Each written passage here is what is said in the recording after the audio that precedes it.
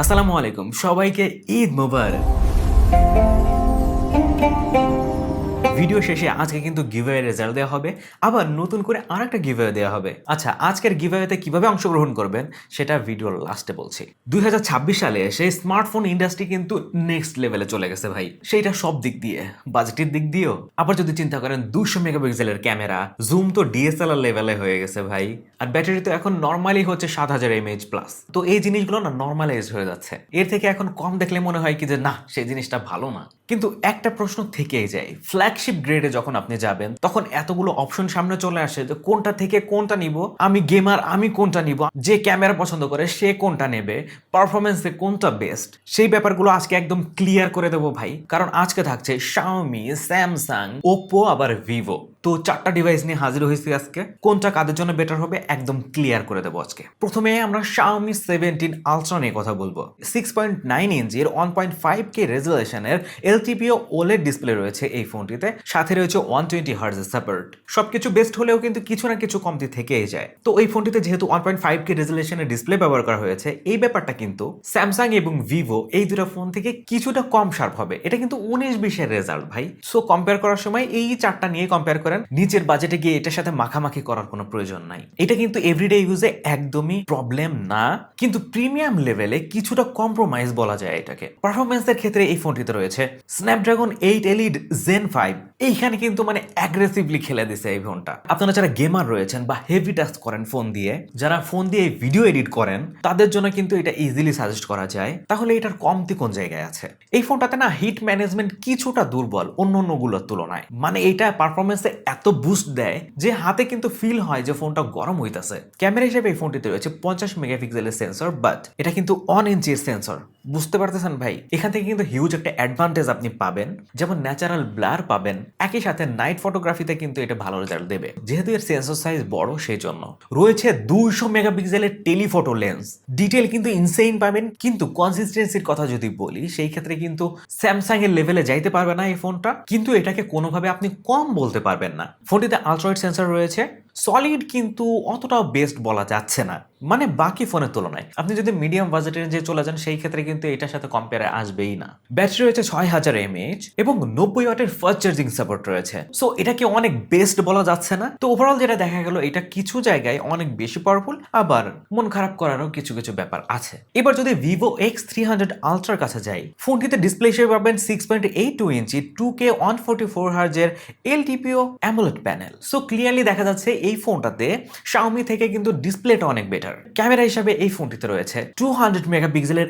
LYT901 sensor, 200 মেগাপিক্সেলের periscope sensor এবং 50 মেগাপিক্সেলের আলট্রাওয়াইড সেন্সর। ফোনটিতে প্রসেসর হিসেবে রয়েছে স্ন্যাপড্রাগন 8 এলিট জেন 5। এটা কিন্তু 3nm এর একটা প্রসেসর ভাই। তো হার্ডওয়্যারের দিক থেকে কিন্তু এইটাও কোনো অংশেই কম না, কিন্তু আরো বেশি পাচ্ছেন হচ্ছে এর প্রসেসিং, মানে ইমেজ প্রসেসিং। আপনি মানেন বা না মানেন, ভিভো কিন্তু ট্রেডিশনালি পোর্ট্রেটের কিং হয়ে গেছে। Skin tone, age detection, background blur সবকিছু কিন্তু টপ নচ। তবে মুরব্বীরা কিন্তু একটা জিনিস বলে যে বেশি ভালো ভালো না, এটার ক্ষেত্রেও তাই।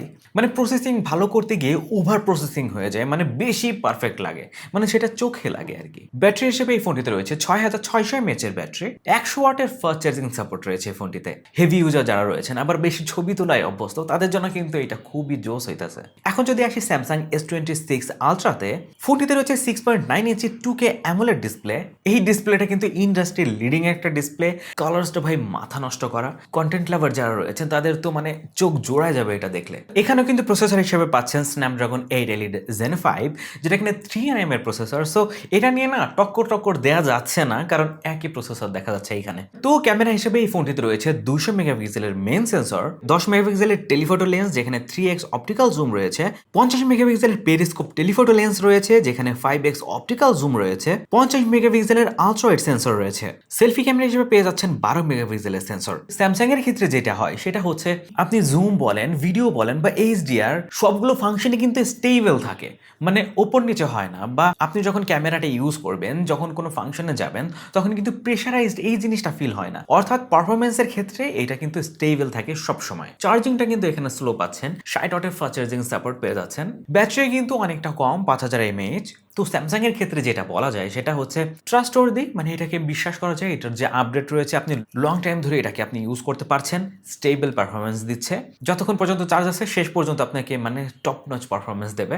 এরপরে যদি আসি Oppo Find X9 Ultraতে, এখানে কিন্তু ক্যামেরা হিসেবে পেয়ে যাচ্ছেন 200 মেগাপিক্সেলের মেইন সেন্সর, 200 মেগাপিক্সেলের পেরিস্কোপ টেলিফোটো লেন্স যেখানে 3x অপটিক্যাল জুম রয়েছে, 50 মেগাপিক্সেলের পেরিস্কোপ টেলিফোটো লেন্স যেখানে 10x অপটিক্যাল জুম রয়েছে, 50 মেগাপিক্সেলের আলট্রা ওয়াইড সেন্সর। এখানে কিন্তু সেলফি ক্যামেরা হিসেবে 50 মেগাপিক্সেলের সেন্সরই পাচ্ছেন। এটাতেও কিন্তু প্রসেসর ওই সেম, তাই আর বললাম না। তো এই ফোনটার ক্ষেত্রে প্রবলেম যেটা হয় সেটা হচ্ছে এত বেশি সেন্সর দেওয়া হয়েছে, মানে কনসিস্টেন্সিতে কিন্তু অনেক বড় চ্যালেঞ্জে পড়বে এই ফোনটা লং টার্ম ইউজের ক্ষেত্রে বলছি। ইনিশিয়ালি নিলে কিন্তু আপনি উড়াধরা পারফরমেন্স পাবেন, কারণ যেরকম একটা প্রসেসর পাচ্ছেন ভাই, টপ নচ একটা প্রসেসর, মানে পাওয়ার কিন্তু জোস লেভেলের পাচ্ছেন। মানে আমি যেটা বলতে চাচ্ছি, প্রত্যেকটা লেন্সে কিন্তু কোয়ালিটি মেনটেন করা অনেক কঠিন হয়ে যাবে। মানে স্যামসাং এর সাথে যদি আমি এটাকে কম্পেয়ার করি, সেই ক্ষেত্রে S26 আলট্রার ক্ষেত্রে আপনি প্রত্যেকটা লেন্সে যেরকম সমানভাবে পারফরমেন্স পাবেন, এটার ক্ষেত্রে কিন্তু সেরকম হচ্ছে না, কিছুটা কম বেশি পাবেন আর কি। এই সবই কিন্তু 19-20 টাইপের, কারণ আমি যেই সেক্টরে কথা বলতেছি এখানে ভুল ধরার মতো কিন্তু কিছুই নাই।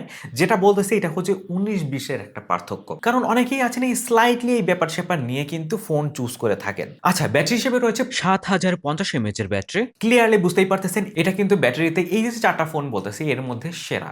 সো আপনি হেভি গেমার হন, আপনি যদি এই ফোনটি দিয়ে কন্টেন্ট ক্রিয়েশন করতে চান ভাই, উড়াধরা করতে পারবেন, নো প্রবলেম, ডু ফুর্তি। আচ্ছা, সবকিছু মিলিয়ে যদি আমরা একটা দাগ টেনে দেই, সেই ক্ষেত্রে কি দাঁড়াচ্ছে? আপনি যদি ডিসপ্লেকে বেশি প্রায়োরিটি দেন, সেই ক্ষেত্রে স্যামসাং অথবা ভিভো এই দুটো ট্রাই করতে পারেন। যদি আপনার পারফরমেন্স দরকার হয়, আপনি গেমিং করতে যাচ্ছেন উড়াধরা এগুলো ফোনের মধ্যে, সেই ক্ষেত্রে আপনি শাওমির ফোনটা চুজ করতে পারেন। আর যদি বলেন ভাই এই চারটার মধ্যে আমার ক্যামেরা ফোকাসড স্মার্টফোন লাগবে, সেই ক্ষেত্রে আপনাকে সাজেস্ট করা যায় হচ্ছে Oppo Find X9 Ultra এবং Vivo X300 Ultra। এবার চলুন দেখে নেওয়া যাক আজকে TWS এর উইনার কোন ভাগ্যবান দুজন।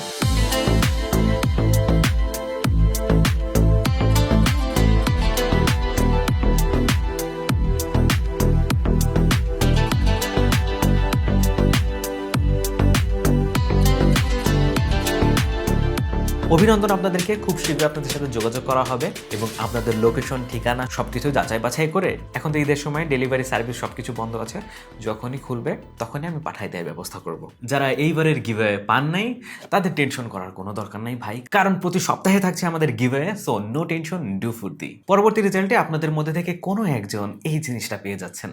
আর এখনো যারা চ্যানেলটিকে সাবস্ক্রাইব করেননি, সাবস্ক্রাইব করে দেন। আর হ্যাঁ, আজকের গিভঅ্যাওয়েতে অংশগ্রহণ করবেন কিভাবে?